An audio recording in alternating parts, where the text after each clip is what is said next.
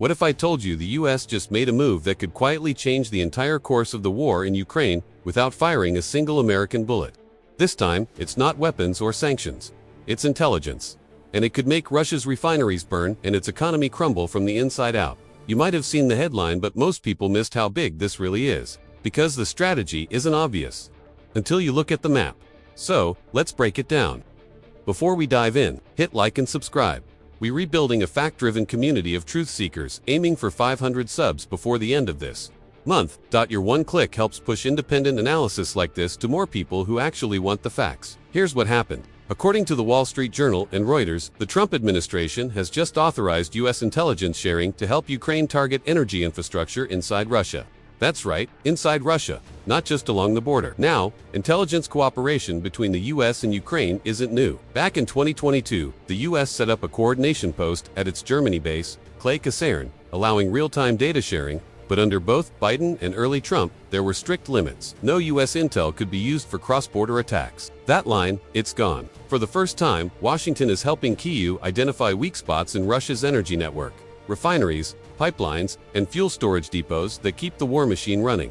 And there's another twist. Trump is reportedly encouraging other NATO members to join in. In other words, this isn't just about helping Ukraine, it's about building a Western intel coalition aimed straight at Russia's economic heart. So why does this matter? Because wars aren't won by headlines, they're won by information. Until now, Ukraine's drone and missile strikes were largely guesswork. They'd launch hundreds of drones, hoping a few would find weak spots in Russia's air defenses. Out of 100 launched, maybe 5 or 10 hit something valuable. And yet, Ukraine still managed to take out nearly 30% of Russia's oil refinery capacity. Now imagine doubling or tripling that success rate with precise US intel. Suddenly, every strike hits the right target. And that's not just smoke and fire, it's economic pain. When fuel refineries go offline, Russia loses export revenue, gas stations run dry, long lines form, and ordinary Russians, people who've ignored the war, start feeling it in their daily lives. Remember, the Kremlin's social contract is simple. We control politics, you keep your lifestyle. But that contract is breaking. As one analyst put it, Ukraine's drones are writing a new kind of sanction, one explosion at a time. Now, let's talk about why Trump is doing this. On the surface, it looks like a major pivot, Trump backing Ukraine harder than Biden ever did. But look closer. And it's a more calculated move. See, the cost of sharing intelligence is minimal. The US already pays for satellites, analysts, and spy networks. Forwarding data to Kyiv costs little more than a few extra man-hours. And the benefit, huge. Every strike gives us analysts real-world experience they can later apply to other conflicts, like a potential future standoff with China over Taiwan. So yes, Ukraine benefits, but America learns.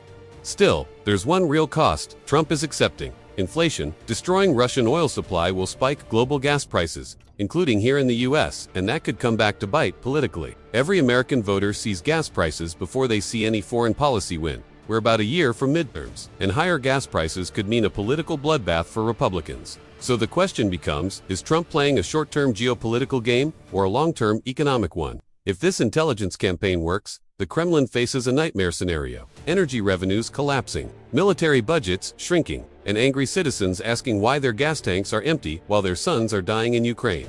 Western analysts already estimate that Russia has lost over a third of its refining capacity. If Ukraine, powered by new US intel, keeps up this pace, that number could climb past 50%.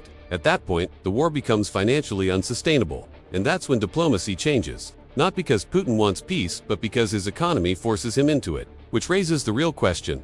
Is this America's way of ending the war without sending troops and by bleeding Russia economically instead of militarily? Is Trump's new intel strategy a masterstroke, or a ticking time bomb that could raise prices and tensions worldwide? You decide. Drop your thoughts below. Is this the smartest way to pressure Putin, or just another risky gamble with global consequences? If you found this breakdown helpful, hit like, subscribe, and share it with someone who still thinks this war is frozen, because things are heating up fast.